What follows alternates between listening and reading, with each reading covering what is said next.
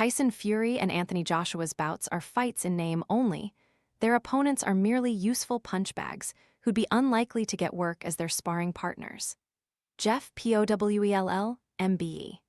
It will be possible to be at ringside to watch Tyson Fury box in Thailand this Friday evening, and then attend Anthony Joshua's fight in Saudi Arabia on Saturday night.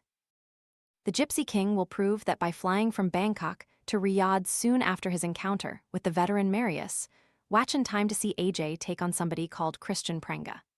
It is safe to presume that precious few, if any, of their respective thousands of fans will join Fury on that journey or pitch up at either occasion. And not only because many of them will have sacrificed a year or two's wages, perhaps their mortgages, maybe their marriages on England's ill-fated World Cup expedition. An unlocked iPhone 14 for just $299?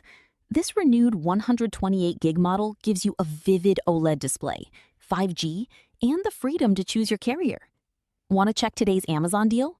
Scan the QR code now or visit grabdeal.us/6 before it's gone. Even the rich boys on tour are likely to jib at forking out another small fortune to attend distant events which are fights in name only.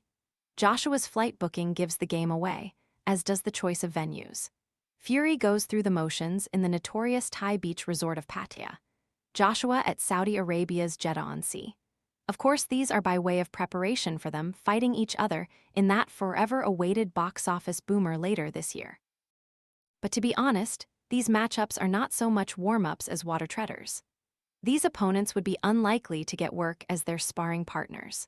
Describing Poland's Mariusz Wach as a ring veteran is actually an understatement of his decline since he went into a world heavyweight title fight against Wladimir Klitschko as 27-0 unbeaten challenger. He not only lost that night in Germany 14 years ago, but failed a drugs test which interrupted for 2 years his descent into today's 39 wins, 13 defeats record. Anthony Joshua is back in action on Saturday when he faces Kristian Prenga in Saudi Arabia. Tyson Fury is fighting Mariusz Wach in Bangkok on Friday as he prepares to secure a long-awaited bout with Joshua.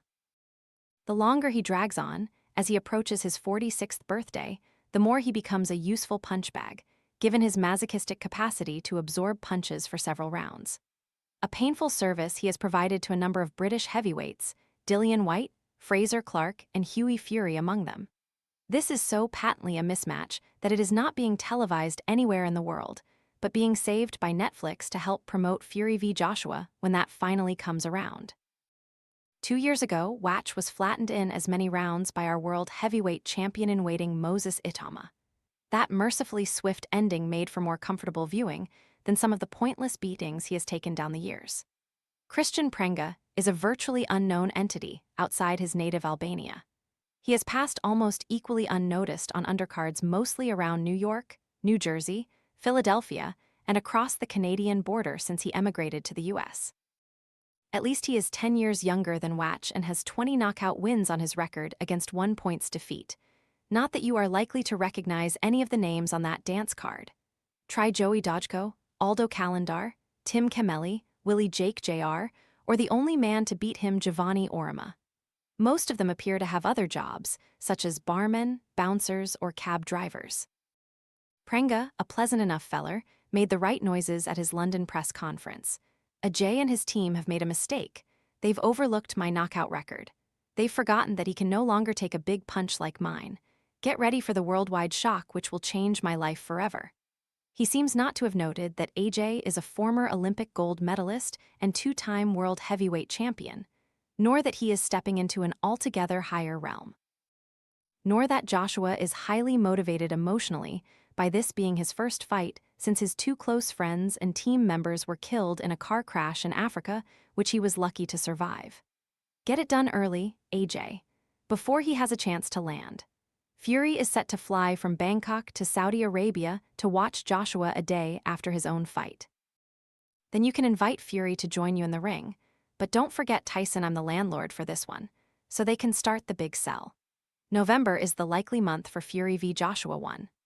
Wembley, the stadium of choice, but only if Brent Council agree to lift their usual 11 p.m. curfew and permit it to be transmitted live to the American TV audience at somewhere between 2 a.m. and 4 am London Sunday time.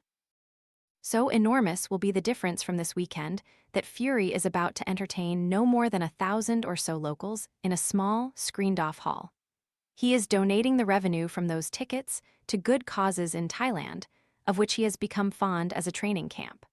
What with Wach and Prenga picking up probably the biggest purses of their lives for their roles as Fall Guys. But what if the inconceivable did happen? Not only would the gigantic paydays of Fury's and Joshua's last hurrah go down the drain, but at least one or maybe both their careers would be terminated. Fury v. Wach this Friday night will be for private screening only.